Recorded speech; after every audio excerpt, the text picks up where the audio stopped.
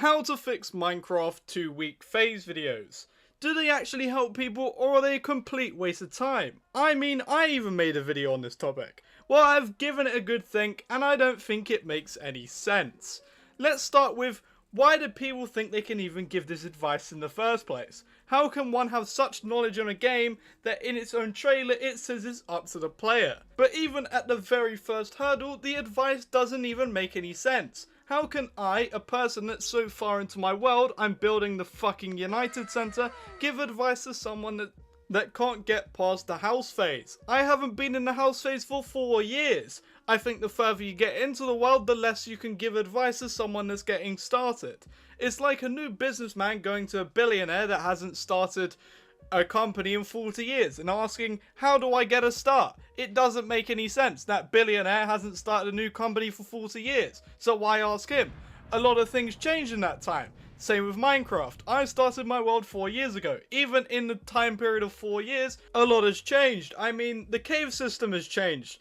The mountain system has changed. The game's completely changed all-wise. I mean, I'm one of the shorter worlds giving this advice. Someone like IBX Toycat, he's been playing his world since the 360 days. Compare his own footage to today's Minecraft, and they're two totally different scenarios. It's so much easier to currently play Minecraft. I mean, mending, you can buy for 1 emerald, but back then it was a treasure hunt to even find an enderman. But even the core idea of these videos don't make any sense, as like the meme itself, it kind of has an assumption that all human beings are some programmable robots that have a defect built into them that they can't play Minecraft for longer than 2 weeks unless they go on the internet and get advice from some random person on the internet.